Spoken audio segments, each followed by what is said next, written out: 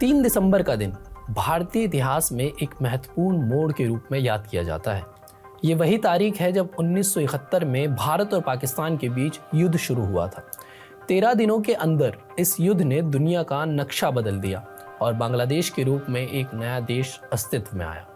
दोस्तों, मैं हूं आपके साथ बरकत और आज हम बांग्लादेश के इतिहास के बारे में जानेंगे। भारतीय सेना ने 16 दिसंबर को 90,000 से अधिक पाकिस्तानी सैनिकों को आत्मसमर्पण करने पर मजबूर किया, जिससे पूर्वी पाकिस्तान बांग्लादेश बना।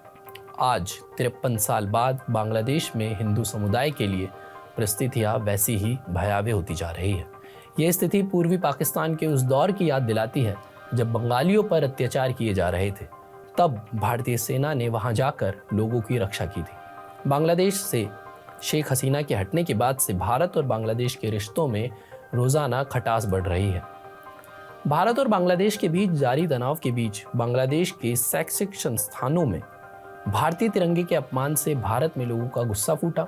पहले कोलकाता में बांग्लादेश के डिप्टी हाई कमीशन के ऑफिस के बाहर उग्र प्रदर्शन हुआ और फिर 2 दिसंबर को त्रिपुरा की राजधानी अगरतला में मौजूद बांग्लादेशी हाई कमीशन के ऑफिस पर भी लोगों ने प्रदर्शन किया। हालांकि भारत सरकार के विदेश मंत्रालय ने स्वयं बयान जारी कर इस घटना की निंदा की, लेकिन बांग्लादेश की सरकार ने मौके का फायदा उठाते हुए कटाक्ष किया कि भारत में संयुक्त राष्ट्र शांति सेना बहाल हो, जो जेनेवा कन्वेंशन के तहत बांग्लादेशी राजनयिकों को सुरक्षा मुहैया कराए।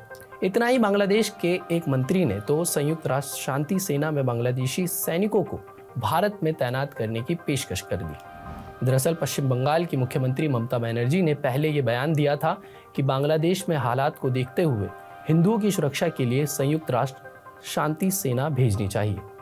1971 के युद्ध के दौरान भारत और बांग्लादेश के बीच जो दोस्ती कायम हुई थी, वह आज धीरे धीरे कमजोर हो रही है। विशेषज्ञों का मानना है कि बांग्लादेश में बढ़ते इस्लामिक कट्टरपंथ और भारत में बंगाल की राजनीति के चलते दोनों देशों के बीच दरार बढ़ रही है। बांग्लादेश में हिंदू समुदाय आज भी कई तरह की चुनौतियों का सामना कर रहा है।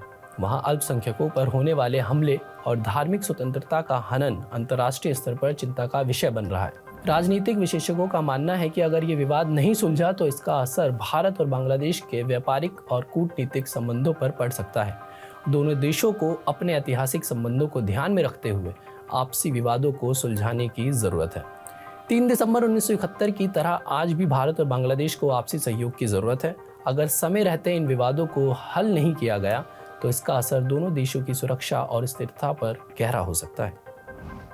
ये रिपोर्ट आपको कैसी लगी, हमें कमेंट करके जरूर बताएं और देश और दुनिया भर की तमाम खबरों को देखने के लिए TV9 डिजिटल को सब्सक्राइब जरूर कर दीजिए।